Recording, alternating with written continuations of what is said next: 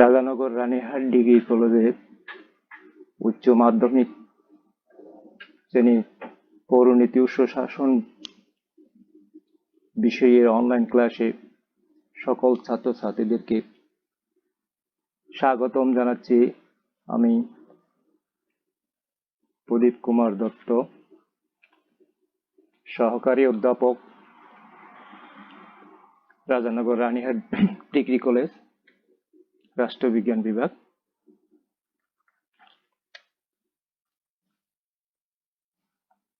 আজকে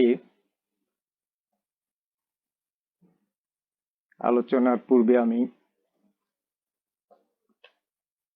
সকল ছাত্রছাত্রীদেরকে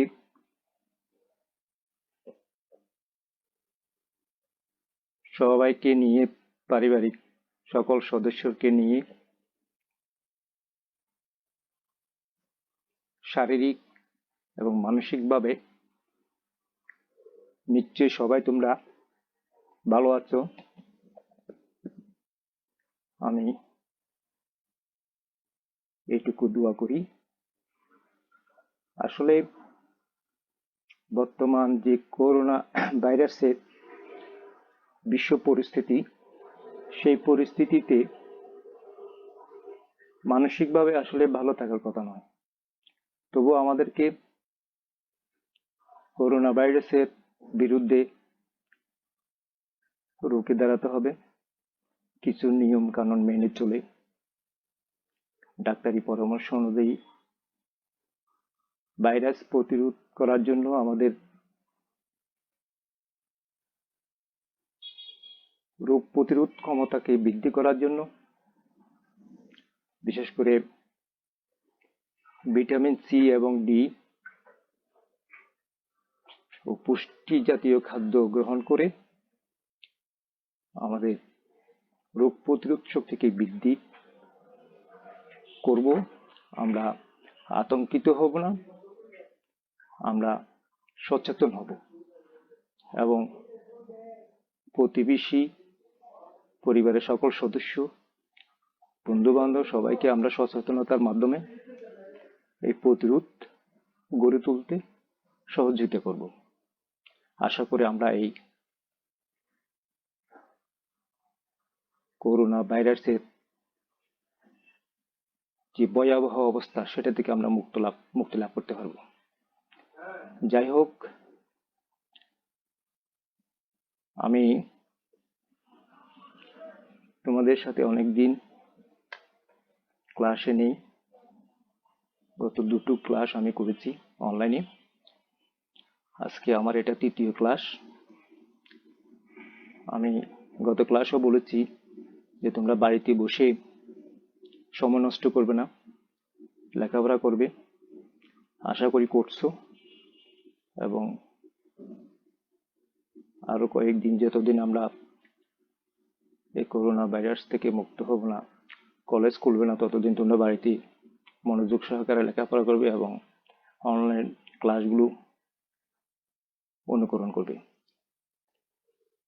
যাই হোক, আজকে আমরা যে বিষয় নিয়ে আলোচনা করছি সেটা হয়তো পৌরনীতি ও সুশাসন প্রথম পত্রের 7ম অধ্যায়, সরকার কাঠামো ও অঙ্গসমূহ।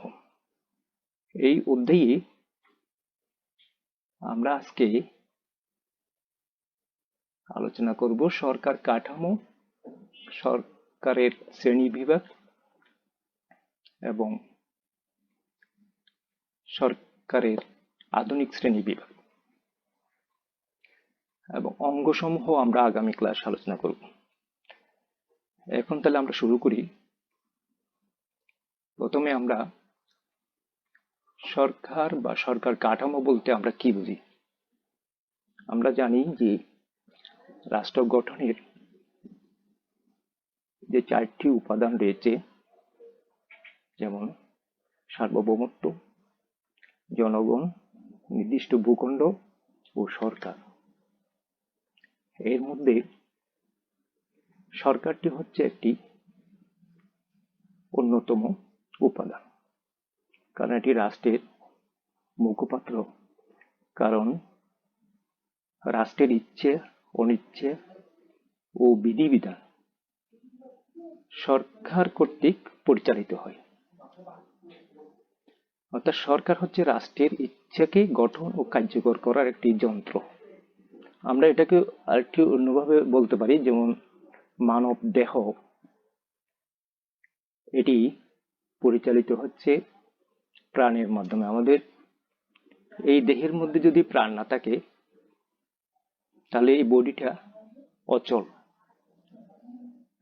তাহলে এই বডিকে যদি আমরা একটা রাষ্ট্র হিসেবে ধরে নিই এবং প্রাণকে যদি একটি সরকার হিসাবে ধরি, তাহলে বলবো যে এই বডির পরিচালিকা শক্তি হলো প্রাণ। সুতরাং রাষ্ট্রের পরিচালিকা শক্তি হচ্ছে সরকার। এটি রাষ্ট্রের একটি অপরিহার্য মূল উপাদান। আর সরকার কাঠামো হলো রাষ্ট্রের কর্তৃত্ব ও ক্ষমতার কাঠামো। এখন আমরা সরকারের শ্রেণী বিভাগে আসবো।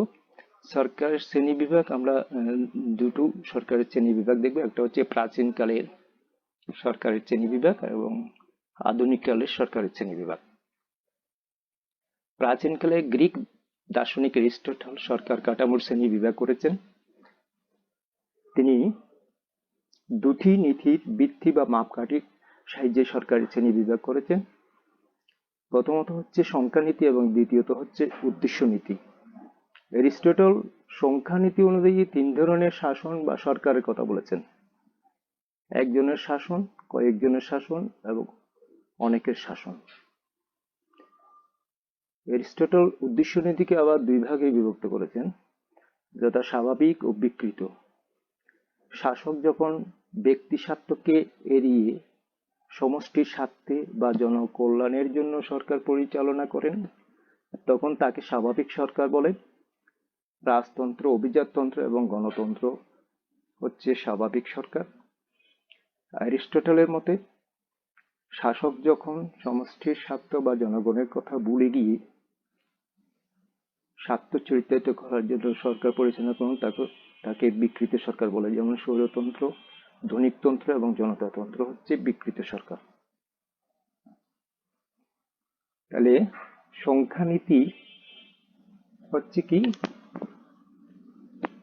শাসকের সংখ্যা অনুযায়ী, যেমন একজনের হাতে যখন সরকারের চরম ক্ষমতা ন্যস্ত থাকে তখন উদ্দেশ্য নীতিতে এটা স্বাভাবিক রূপ হলো রাজতন্ত্র, আর বিকৃত রূপ হচ্ছে স্বৈরতন্ত্র। কয়েকজন হাতে যখন সরকারের চরম ক্ষমতা ন্যস্ত থাকবে তখন সেটি হবে অভিজাততন্ত্র, বিকৃত রূপ হচ্ছে ধনিকতন্ত্র। আবার সকলের দ্বারা পরিচালিত সরকার যদি সকলের মঙ্গলের জন্য পরিচালিত হয় তখন তাকে এরিস্টটল বলেছে পলিটি। কিন্তু সকল জনগণের শাসন সকলে যদি নিজ নিজ স্বার্থ উদ্ধারে ও চেষ্টায় চালনায় কিয়াল খুশি অনুযায়ী পরিচালিত হয় তখন তাকে এরিস্টটল বলেছেন ডেমোক্রেসি। এরিস্টটল পলিটি কে উত্তম সরকার এবং ডেমোক্রেসি কে নিকৃষ্ট বিকৃত সরকার বলে অভিহিত করেছেন। এটা ছিল এরিস্টটলের সরকারের শ্রেণী বিভাগ। এই শ্রেণী বিভাগ বর্তমান যুগে গ্রহণযোগ্য নয়।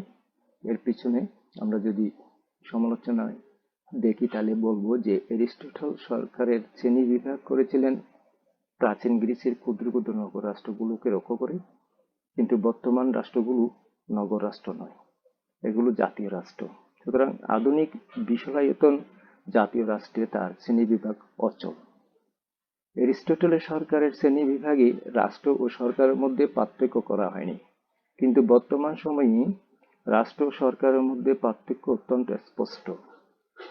এরিস্টটলের মতে ডেমোক্রেসি বা জনতাতন্ত্র হচ্ছে অপেক্ষা নিকৃষ্ট বিকৃত সরকার, কিন্তু বর্তমান সময়ে ডেমোক্রেসি বা গণতন্ত্রকে সর্বোৎকৃষ্ট সরকার বলে অভিহিত করা হয়। এরিস্টটল রাজতন্ত্রকে স্বাভাবিক সরকার বলে চিহ্নিত করেছেন, কিন্তু বর্তমান সময়ে অসীম রাজতন্ত্রকে উত্তম সরকার বলে বিবেচনা করা হয় না। রাজতন্ত্র তাই আজ বিলুপ্তির পথে। নিয়মতান্ত্রিক রাজতন্ত্র বলে এখন যা প্রচলিত রয়েছে তা মূলত গণতান্ত্রিক শাসন। এরিস্টটলের শ্রেণীবিভাগ অসম্পূর্ণ। তার শ্রেণীবিভাগে বর্তমান সময়ে প্রচলিত সরকারগুলোর স্থান নির্দেশ সম্ভব নয়। আধুনিককালে গ্রেট ব্রিটেন সহ অনেক রাষ্ট্রে লক্ষ্য করা যায় যে গণতন্ত্র, অভিজাততন্ত্র ও রাজতন্ত্রের মধ্যে সমন্বয় সাধন করা সম্ভব হয়েছে। এরিস্টটল এইরূপ সমন্বয়ের কথা কল্পনা করতে পারেননি। এরিস্টটল সরকারের শ্রেণীবিভাগ সমালোচনা করার সময় এই কথা অবশ্যই মনে রাখতে হবে যে তৎকালীন গ্রামের ছোট ছোট নগর রাষ্ট্রের আদর্শ ছিল তার সামনে। তিনি বর্তমানকালের বৃহৎ রাষ্ট্রের কথা চিন্তা করতে পারেননি। তাই অনেক ক্ষেত্রে তার ধ্যান ধারণা বর্তমানকালের রাষ্ট্র উপযোগী হয়নি।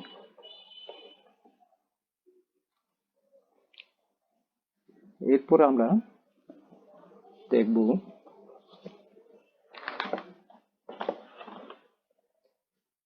আধুনিক কালের শ্রেণীবিভাগ। এই শ্রেণীবিভাগে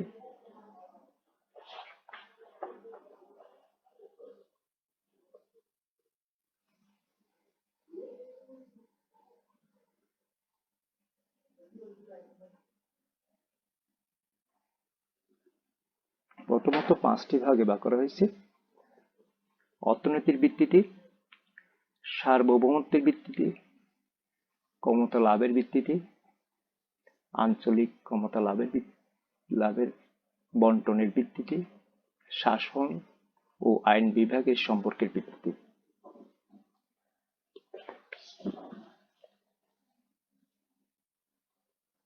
যা জ্যাক রুসো, মন্টেস্কু, মেরিয়ট, লিখক, ম্যাকহেবার, অ্যালান আর বল প্রমুখ রাষ্ট্রবিজ্ঞানী ও সমাজবিজ্ঞানী সরকারের সর্বাধুনিক শ্রেণীবিভাগ করেছেন। এর মধ্যে অধ্যাপক লেখকের শ্রেণীবিভাগ সর্বাপেক্ষা সহজ ও সুস্পষ্ট প্রকৃতির। আমরা অধ্যাপক লেখকের যে শ্রেণীবিভাগটি সেটি এখানে আলোচনা করছি। প্রথমত আমরা দেখতে পাচ্ছি যে এখানে অর্থনীতির ভিত্তিতে সরকারকে দুই ভাগে ভাগ করেছেন। একটি হচ্ছে পুঁজিবাদী, অপরটি হলো সমাজতান্ত্রিক। যে ব্যবস্থায় ব্যক্তিগতভাবে পুঁজি সংগ্রহ, বিনিয়োগ ও মুনাফা অর্জনের উপর কোনো বাধা নিষেধ নেই এবং অবাধ প্রতিযোগিতার সুযোগ ও ব্যক্তি স্বাতন্ত্র্য রয়েছে তাকে পুঁজিবাদী সরকার বলে। সমাজতান্ত্রিক সরকার হলো যে সমাজতান্ত্রিক ব্যবস্থায় উৎপাদনের সকল উপাদানের, যেমন ভূমি, শ্রম, মূলধন ও ব্যবস্থাপনা মালিকানা রাষ্ট্রের। সমাজতন্ত্রে ব্যক্তি স্বাতন্ত্র্য সীমিত। এরপরে আমরা দেখব সার্বভৌমত্বের ভিত্তিতে সরকারকে দুই ভাগে ভাগ করা হয়েছে।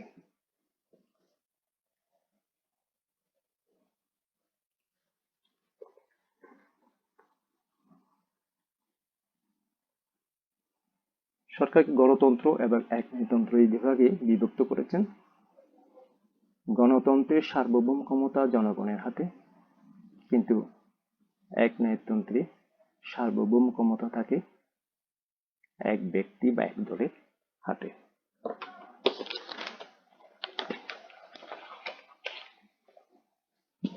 এরপরে আমরা দেখব ক্ষমতা লাভের ভিত্তিতে সরকারকে দুই ভাগে ভাগ করা হয়েছে।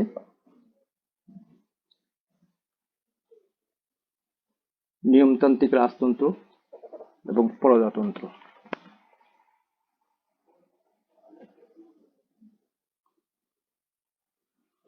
নিয়মতান্ত্রিক রাজতন্ত্র ও প্রজাতন্ত্র এই বিভাগে বিভক্ত করেছেন। নিয়মতান্ত্রিক রাজতন্ত্রে রাজা বা রানী ক্ষমতাপ্রাপ্ত হন উত্তরাধিকার সূত্রে। রাজা বা রানী নামমাত্র শাসক। প্রকৃত শাসন ক্ষমতা থাকে জনগণের দ্বারা নির্ধারিত সরকারের হাতে, যেমন গ্রেট ব্রিটেন, জাপান প্রভৃতি। যখন রাষ্ট্রপ্রধান প্রত্যক্ষ বা পরোক্ষভাবে জনগণ কর্তৃক ক্ষমতাপ্রাপ্ত বা নির্বাচিত হন, তখন তাকে প্রজাতন্ত্র বলে, যেমন আমেরিকা যুক্তরাষ্ট্র, ভারত, বাংলাদেশ প্রভৃতি। এরপরে আমরা যাব আঞ্চলিক ক্ষমতা লাভের ভিত্তিতে, ক্ষমতা বন্টনের ভিত্তিতে সরকারকে 2 ভাগে 3 ভাগে ভাগ করেছেন। সেটি হলো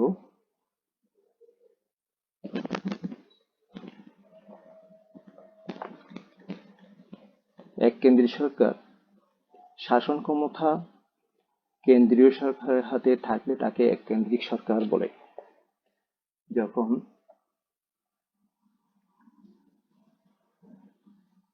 যেমন গ্রেট ব্রিটেন ও বাংলাদেশ সরকার হচ্ছে এককেন্দ্রিক সরকার, এখানে কোনো প্রাদেশিক বা আঞ্চলিক সরকার নেই, একটি মাত্র কেন্দ্র থেকে পুরো অঞ্চল শাসিত হয়।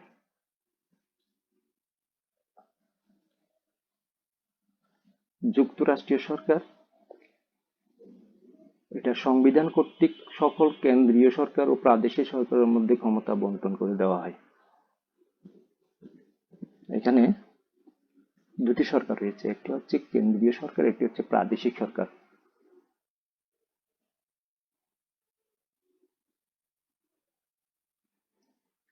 এটি সংবিধান কর্তৃক এই 2 সরকারকে ক্ষমতা বন্টন করে দেওয়া হয়।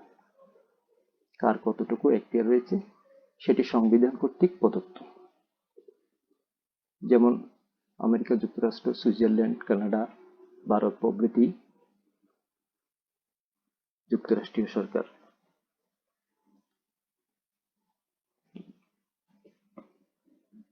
তারপর হচ্ছে কনফেডারেশন, হলো রাজনৈতিক একক সমূহের দ্বারা গঠিত একটি অস্থায়ী ইউনিয়ন।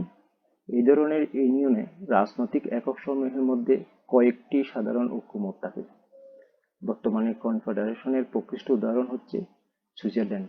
এছাড়াও ইউরোপীয় ইউনিয়নকে কনফেডারেশন বলা যায়।